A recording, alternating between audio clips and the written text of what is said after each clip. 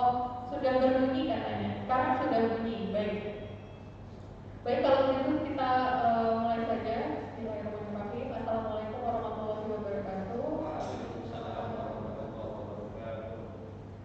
Hadirin yang berbahagia, selamat datang dalam acara webinar nasional Fakultas Adab dan Bahasa Institut Agama Islam Negeri Surakarta. Kami sampaikan rasa terima kasih yang sebesar-besarnya kepada yang terhormat Rektor IAIN Surakarta, Profesor Dr. Haji Mudofir SAG MPD, yang kami hormati Wakil Rektor Bidang Kemahasiswaan dan Kerjasama IAIN Surakarta, Dr. Haji Samsul Bakri SAG MAG, yang kami hormati Dekan Fakultas Adab dan Bahasa Profesor Dr. Toto Soeharto SAG MAG, yang kami hormati Wakil Dekan 1 Fakultas Adab dan Bahasa Profesor Dr. Sucito, yang kami hormati Wakil Dekan 2 Fakultas Adab Dr. Fajar Taufik, yang kami hormati dosen-dosen Fakultas Adab dan Bahasa serta kepada peserta diskusi sekalian. Kami sampaikan selamat datang di acara diskusi menelusuri jejak kepahlawanan Raden Masaid.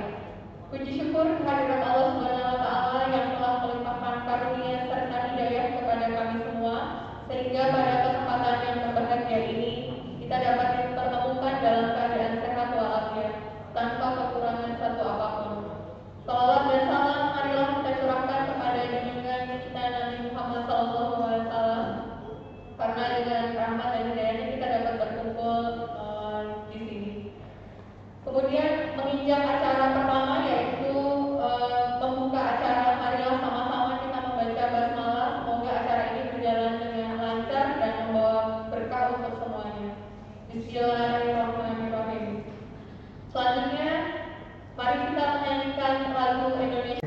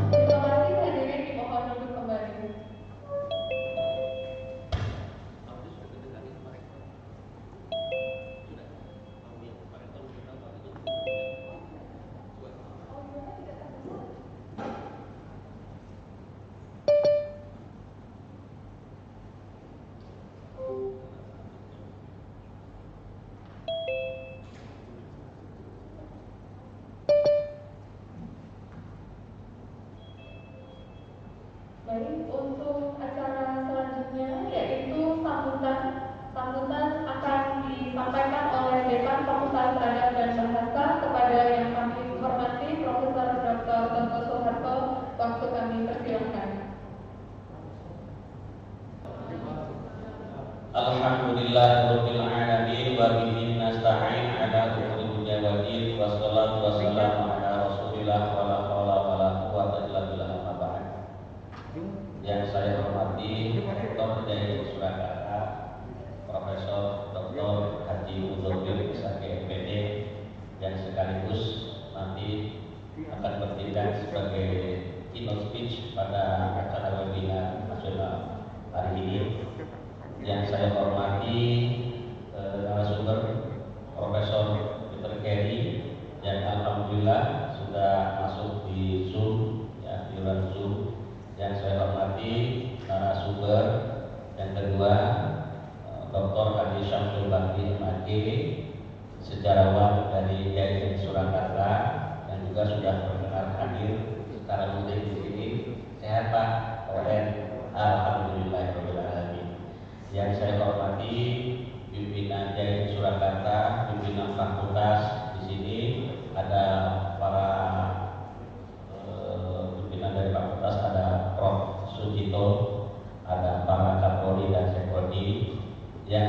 hormati tim panitia yang sudah bekerja beberapa hari lalu sehingga webinar ini bisa dilaksanakan.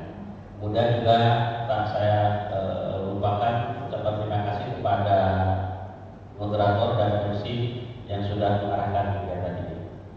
Teman-teman, webinar yang di Zoom maupun yang di YouTube, semoga senantiasa kita ada dalam lindungan Allah Subhanahu wa taala, tetap diberikan kekuatan, kesehatan, dan yang penting lagi adalah Sujito, ada para Kapolri dan Sekodi. Yang saya hormati tim panitia yang sudah bekerja beberapa hari lalu sehingga webinar ini bisa dilaksanakan. Kemudian juga tak saya lupakan ucapan terima kasih kepada moderator dan MC yang sudah mengarahkan kegiatan ini. Teman-teman, webinar yang di Zoom maupun yang di YouTube, semoga senantiasa kita ada dalam lindungan Allah Subhanahu wa taala, tetap diberikan kekuatan, kesehatan, dan yang penting lagi adalah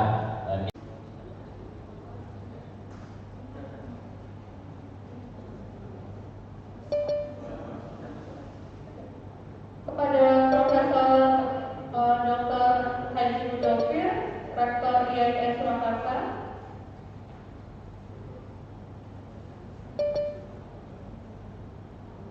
Monggo, Prof. Ya, Assalamualaikum warahmatullahi wabarakatuh. Waalaikumsalam warahmatullahi wabarakatuh. Yang kami hormati Profesor Peter Kare, halo Pak. Selamat datang. Sudah beberapa kali mengisi di IAIN Surakarta, ya. Terima kasih Pak Peter Kare.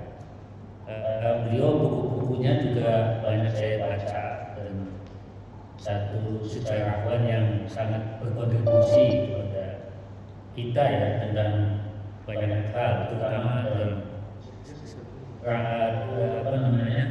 penulisan sejarahnya.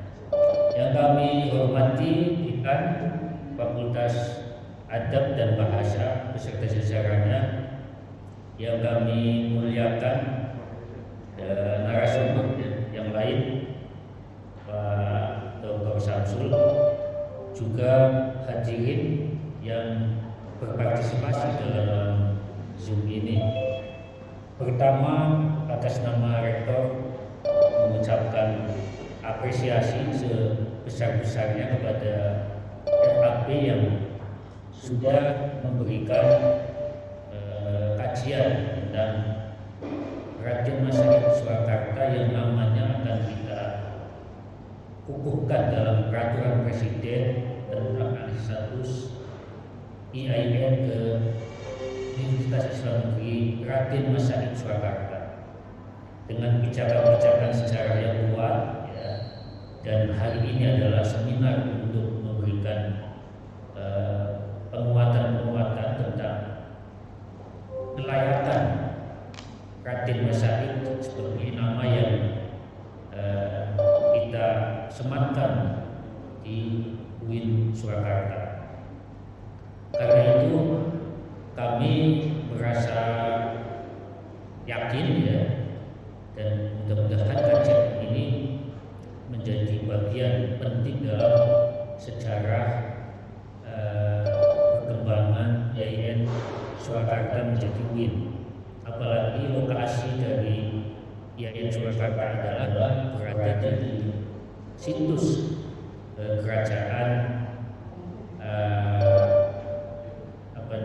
Kartasura, ya sebelum pindah, yang ini juga banyak dibahas oleh sejarawan.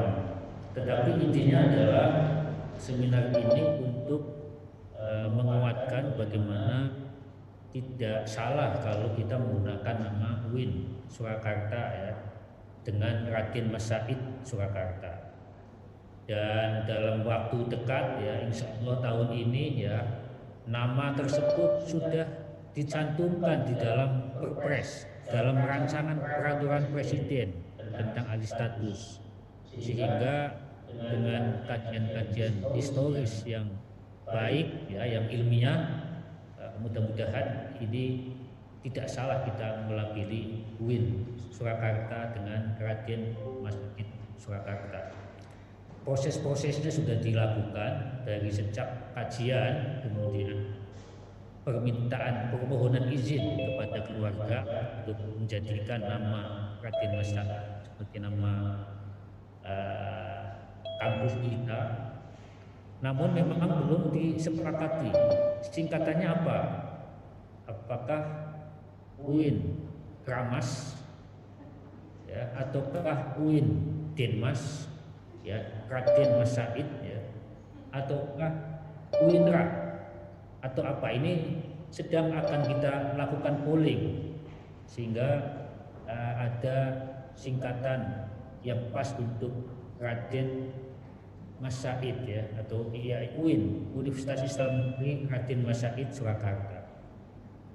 Nah, tepat sekali ini hadir Profesor Peter Kare untuk memberikan usulan kira-kira Raden Mas Said ini kalau disingkat, diperpendek, disederhanakan itu menjadi apa? Apakah Denmas, apakah Kramas ya, asalkan bukan Kramas ya. Dan apa ini nanti perlu ya. Nah, sehingga dengan demikian legitimasi nama Raden Mas Said yang melekat di UIN akan memiliki kaki-kaki yang kuat secara ilmiah. Saya kira itu Prof. Toto, tidak banyak yang saya sampaikan. Saya atas nama Rektor merasa mendapat kehormatan dari Profesor Peter Kare ya, sejarawan dari Inggris ya, yang sudah banyak menulis tentang para tokoh Jawa ya di Indonesia. Terima kasih. Wassalamualaikum warahmatullahi wabarakatuh. Waalaikumsalam warahmatullahi wabarakatuh. Kami mengaturkan terima kasih kepada Profesor Dr. Haji Mudofir SAGMPD atas sambutannya sekaligus membuka acara. Hadirin yang berbahagia, menginjak acara inti yaitu diskusi menelusuri jejak kepahlawanan Raden Mas Said oleh pembicara yang tidak lagi kita ragukan kepakarannya dalam penelitian sejarah Jawa, yaitu Profesor Peter Kare, dan juga pembicara dari sejarawan IAIN Surakarta, Dr. Samsul Bakri.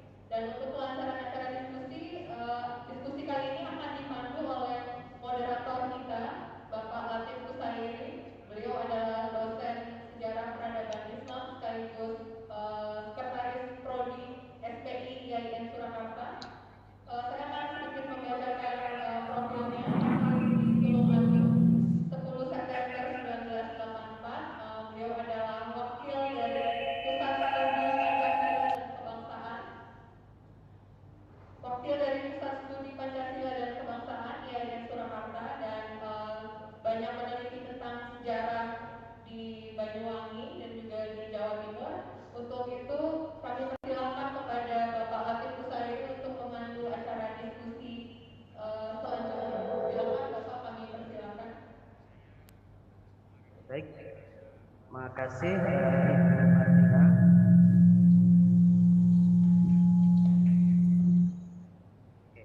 Terima kasih Ibu Martina. Selamat pagi, Assalamualaikum warahmatullahi wabarakatuh. Yang kami hormati Profesor Dr. Mudofir Abdullah selaku Rektor IAIN Surakarta. Yang kami hormati Profesor Dr. Toto Soeharto dan FAB IAIN Surakarta. Yang kami hormati para pembicara, Profesor Peter Kare. Sugeng enjing Prof Peter Kare. J, Sugeng enjing, Sugeng Rawo. Sugeng Rawo ing Tlatah Solo, Prof. Yeah.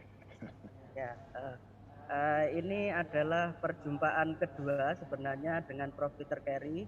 Saya masih ingat ketika saya baru masuk ke IAIN Surakarta tahun 2019, tanggal 14 Februari 2019, kami mengundang Prof Peter Kare di Graha IAIN Surakarta untuk membedah buku persembahan 70 tahun Prof Peter Kare dengan almarhum Prof. Dirmanu dan dosen kita Ibu Martina Safitri itu.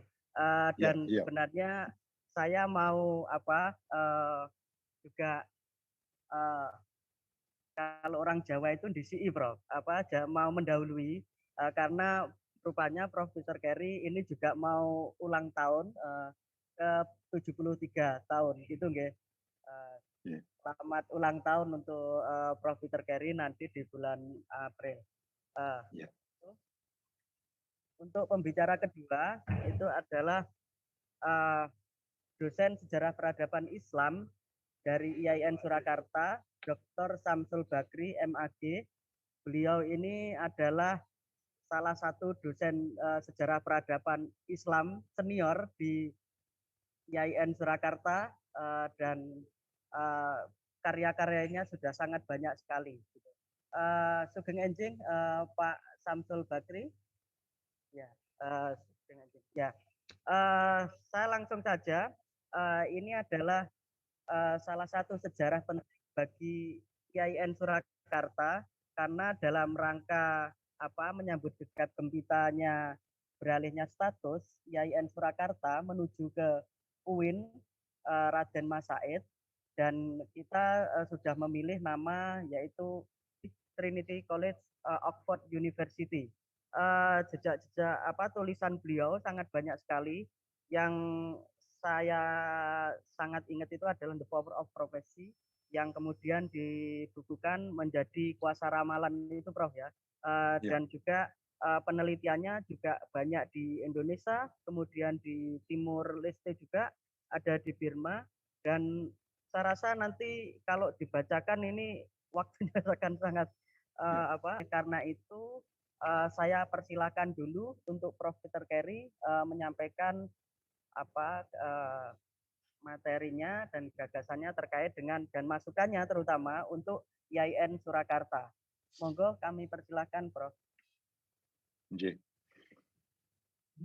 Ini bisa di show PowerPoint ya?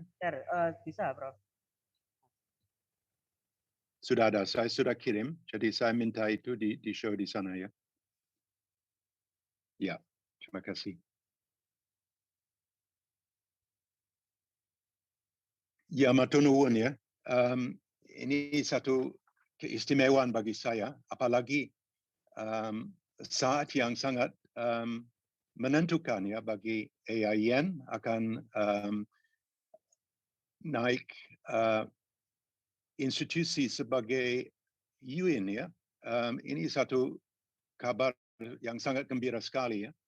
Apalagi sudah memilih nama Raden Mas Said, dan saya kira bukan Den Mas Said tapi Raden Mas Said ya, atau Pangeran Sampanyowo ya, yang paling patut sebagai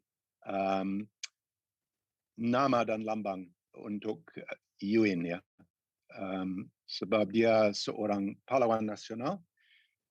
Saya pada tahun 1988 terlibat di dalam pengajuan yang ditangani oleh Raden Tumenggung Sarnyoto Sutopo di Mangkunegaran, dan itu sampai goal waktu itu ya. Saya juga sangat senang sekali bisa sharing dengan Pak Rektor, Pak Musafir Abdullah, Dr. Haji Musafir Abdullah, dengan Dekan dari Peradaban Islam, Dr. Syamsul Bakri, dan Pak Dekan sendiri, Pak Dr. Suharto. Ya. Jadi ini saya judulkan Sampanyowo, kisah perjuangan seorang pahlawan nasional Indonesia. Ya, Pangeran Mangkunegoro pertama lahir memang di Solo 7 April 1726 dan meninggal di Kadipaten atau di Istana Mangkunegaran 1795. Dia adalah seorang yang betul-betul luar biasa gifted ya, seorang yang punya banyak keperbolehan, khususnya di dalam di medan perang ya.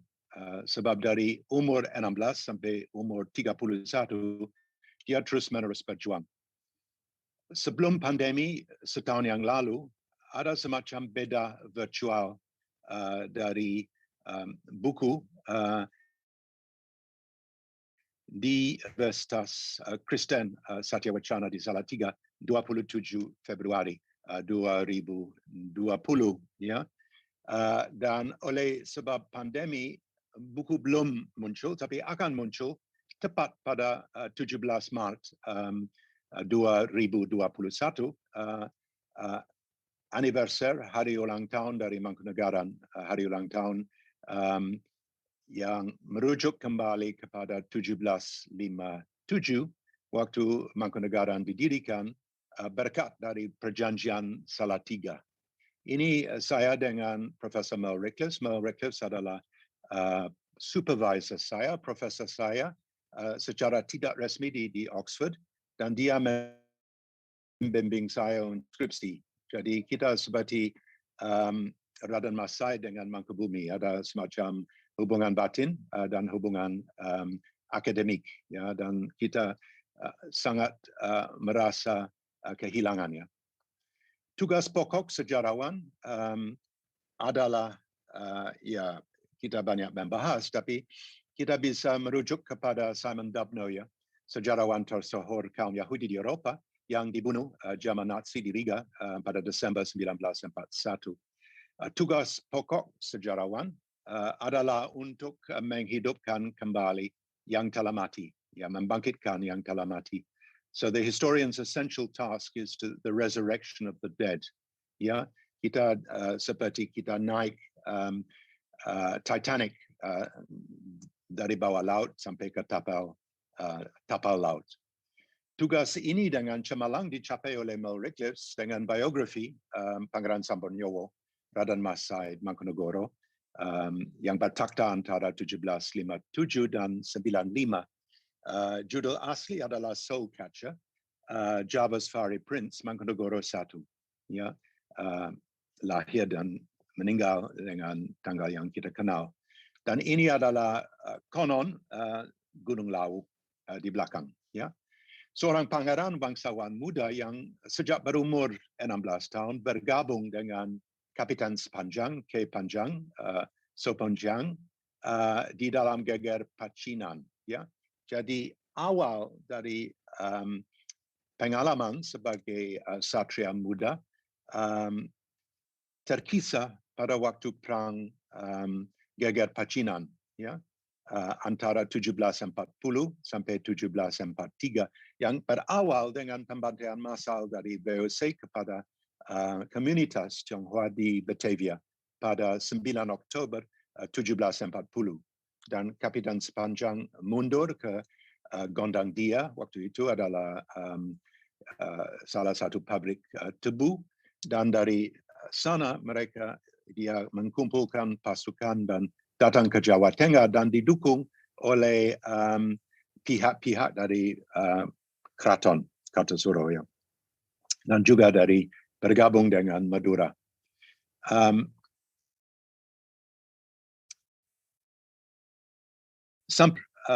Waktu beliau diangkat oleh Belanda saat perjanjian Salatiga sebagai seorang pangeran Mardiko dan kepala Kadipaten Mangkunegaran, Istana Mangkunegaran, yang didirikan di kediaman Tumenggung Arung Binang, Bupati Kebumen di Banyumas. Ya. Di Gunung Mangadek adalah pemakaman yang masih menjadi tujuan ziarah. Dan ini adalah masjid di mana dia letak fondasi, tapi dirampungkan oleh Mangkunegoro keempat antara 1853 sampai 1881. Ya, next.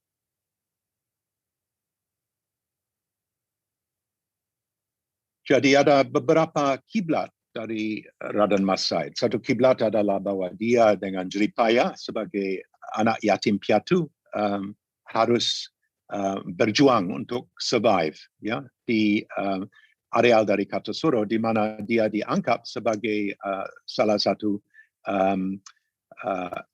stump, ya, salah satu pohon yang sudah dipangkas, ya, sebab ayah Mangkunagoro, Pangeran Mangkunagoro tua diasingkan ke Sri Lanka pada 1733 dan meninggal di sana di Colombo pada 1738.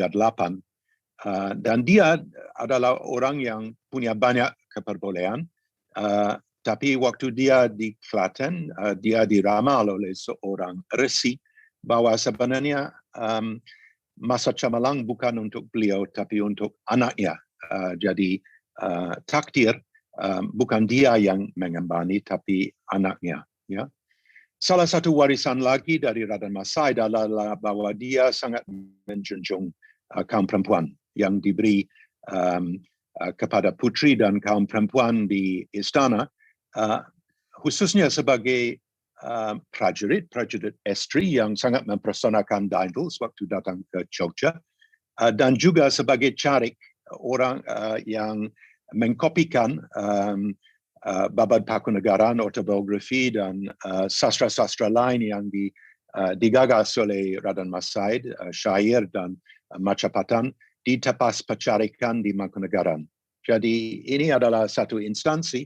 Mangkunegaran istana punya banyak yang boleh dikatakan modernitas, merujuk kembali kepada salah satu dunia yang sudah tenggelam dari Polinesia, di mana perempuan punya peran yang sangat penting sekali di dalam masyarakat, dan menoleh ke depan kepada Raden Ajeng Kartini dan pembebas dan perjuang untuk pendidikan perempuan pada awal abad 20. Kita ingat di sini apa yang ditulis Mel tentang suasana di Mangkunegaran pada era Mangkunagoro I bertakhta.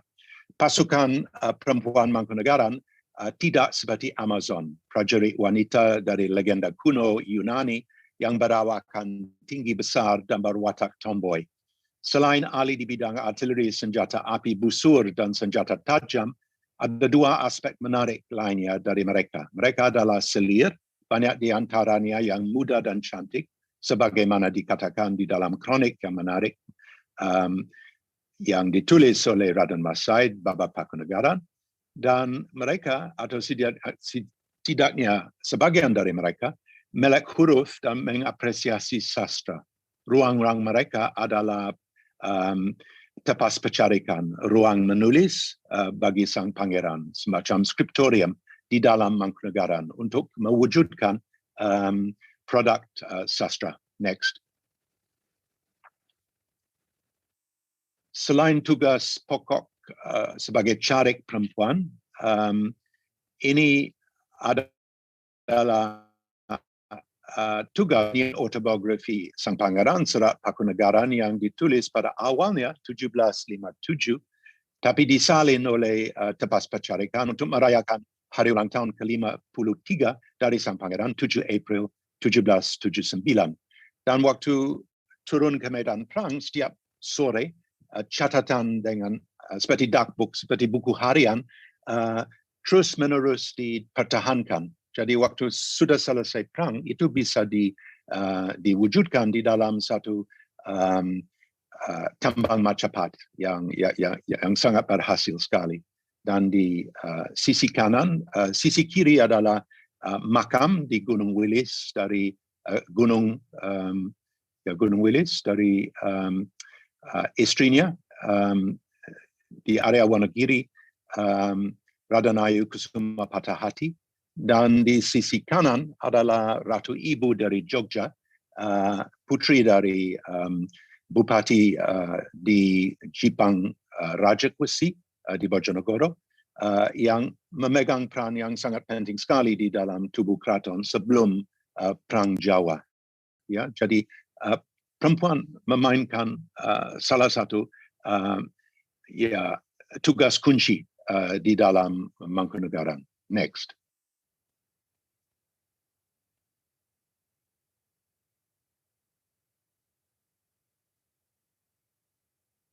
Sebuah warisan sastrawi yang hampir dilupakan saat ini, tapi dipertahankan pada era Mangkunagoro I, yang juga telah menyalin kitab Al-Quran sampai 6 kali sebelum ia meninggal pada 28 Desember 1795. Ada aspek ini adalah Diponegoro sedang membaca tasawuf di dalam pengasingan di Benteng Rotterdam, dan ini adalah tulisan tangan dari Diponegoro dihubung dengan huruf pegon di Manado, tanpa komputer, tanpa perpustakaan, dia bisa menulis 1150 dalam jangka waktu hanya 9 bulan.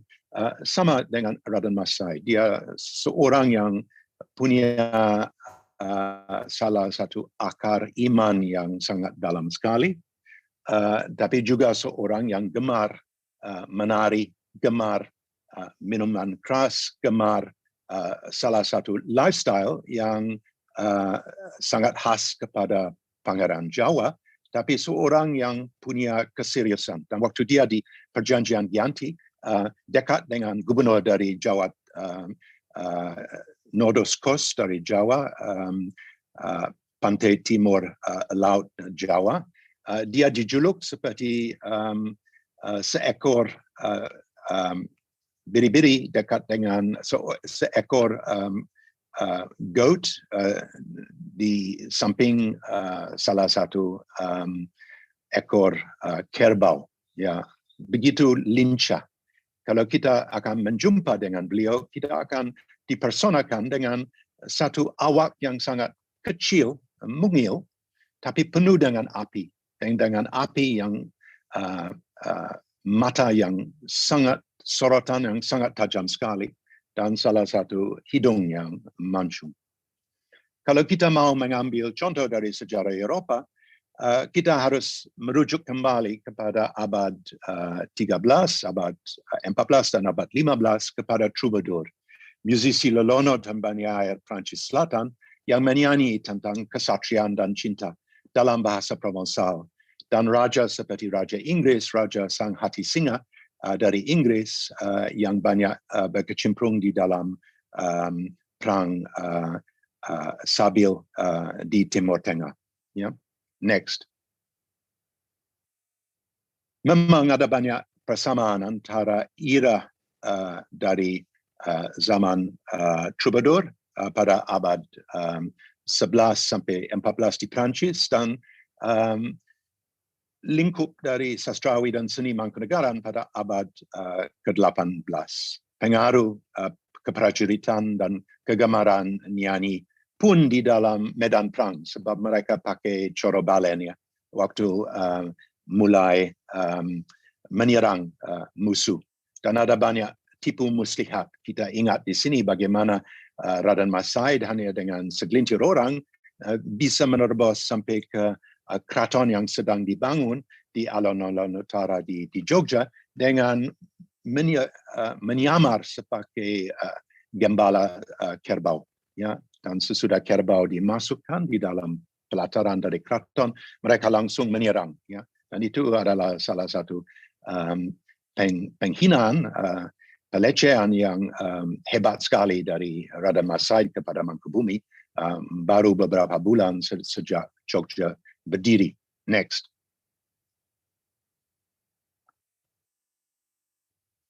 Satu trak kesatrian yang menghasilkan sederet raja yang hebat.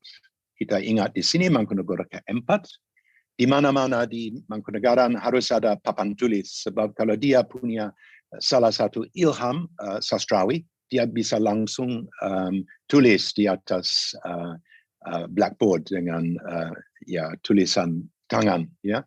Dan dia mendirikan pendidikan modern. Dia ajak K.F. Holler, seorang ahli bahasa Sunda dari Jawa Barat, untuk menjadi kepala sekolah. Dan oleh sebab Mangkunegaran tidak bergelar Panatagomo Saidin Khalifatullah, mereka bisa merangkul di luar keraton. Inilah yang kemudian nanti membentuk karakter kejiwaan Raden Mas Said sehingga menjadi orang yang teguh dan bukan orang yang selalu nyaman di dalam keraton. Di samping dia juga belajar agama baik di dalam keraton maupun di luar. Jadi semua anak-anak Raja Mataram bahkan sampai sekarang bahkan yang non muslim pun dia harus belajar ilmu dasar Keislaman. Itu sudah jadi tradisi di Keraton Mataram sampai dengan saat ini, sampai dengan Keraton Surakarta maupun di Yogyakarta. Itu alasan pertama. Yang kedua, semangat patriotismenya.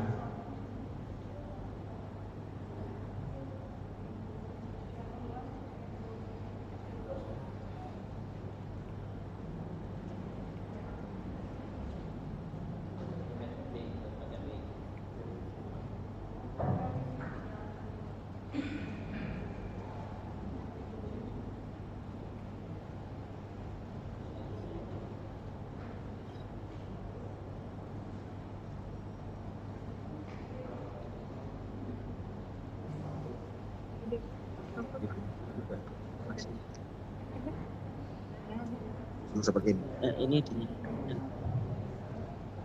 Baik, yang kedua adalah semangat patriotisme. Ada 3 fase perjuangan Raden Mas Said dalam melawan kompeni. Pertama, ketika berumur 16 tahun.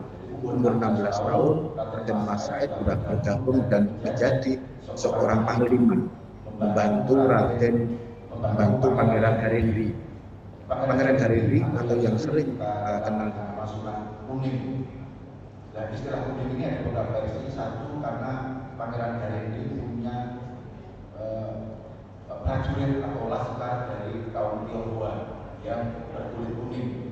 Yang kedua, memang nama lain dari Pangeran Hariri adalah Kun Ing.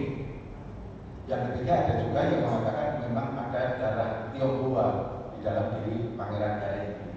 Tapi Pangeran Hariri sendiri sesungguhnya adalah bagian memiliki menjadi bagian penting di dalam dinamika di Mataram Kartasura. Dia sendiri adalah seorang yang berdarah biru, sehingga nanti ketika terjadi bedah Kartasura, Pangeran Hariri diubahkan menjadi Amangkurat V, walaupun dia sendiri tidak mau berada di Kartasura yang sudah porak-porandan. Maka ini dapat dilacak dalam bedah Kartasura atau babat pecinan yang menggambarkan tentang persekutuan antara Pangeran Samudra, antara Raden Mas Said, Pangeran Hariri dan laskar dari Tionghoa untuk melawan kezaliman kompeni dan juga pemerintah Mataram Kartasura yang dianggap sebagai boneka dari kompeni. Dan setelah itu kemudian Pakubuwono II yang jelas-jelas berpihak kepada kompeni akhirnya melarikan diri dan berpindah ke Surakarta. Nah, kemudian yang kedua, ini adalah perang pertama yang diikuti oleh Raden Mas Said.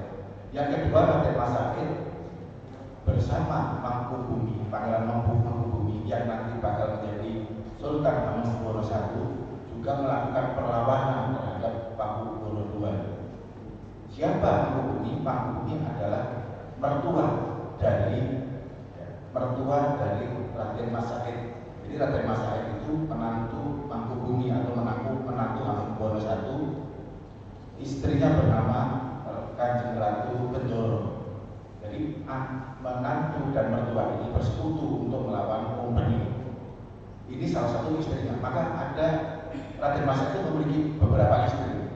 Setidaknya ada 2 yang memiliki pengaruh di dalam perjalanan hidup dan perjuangan-perjuangannya.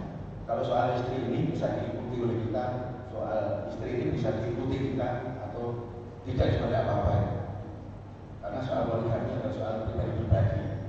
Jangan sampai nanti alasan mungkin jadi salah satunya istrinya banyak. Maka itu jadi kontraproduktif. Walaupun nanti dalam tarik budaya ketawa dan seterusnya itu menjadi tidak nyaman ketika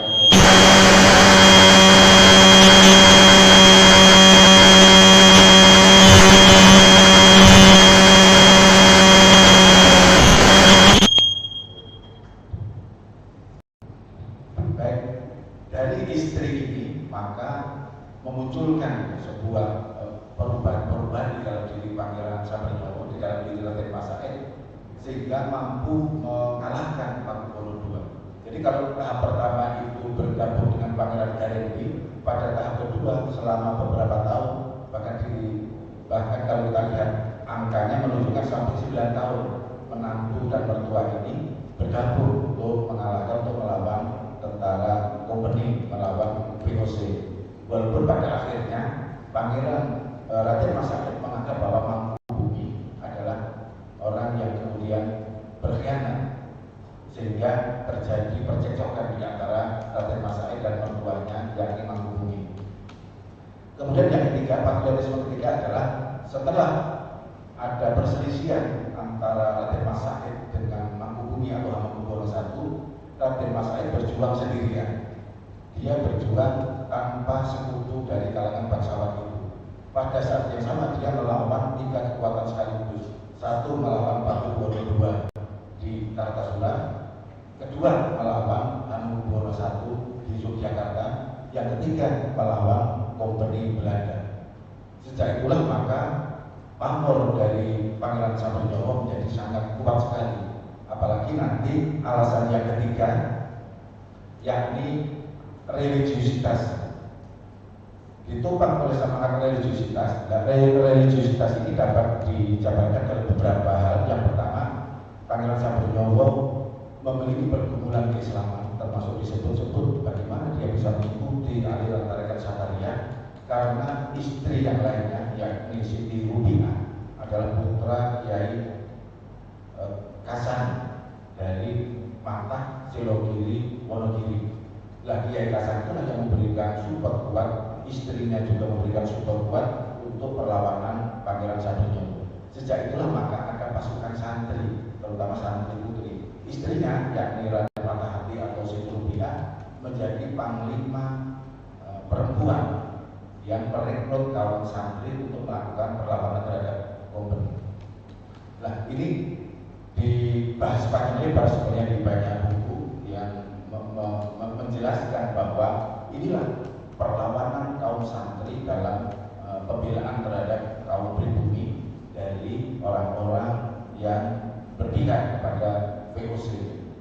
Kemudian religiusitas kedua dapat kita ketahui dari tadi disampaikan Prof. Toto, Pangeran Sabernyawa sebagai seorang adipati, sebagai seorang raja mampu menulis, menyalin kitab suci Al-Quran dan terjemahannya dengan huruf Jawa sampai 6 kali. Sementara kita sebagai dosen 1 juz saja belum tentu. Ini hal yang luar biasa.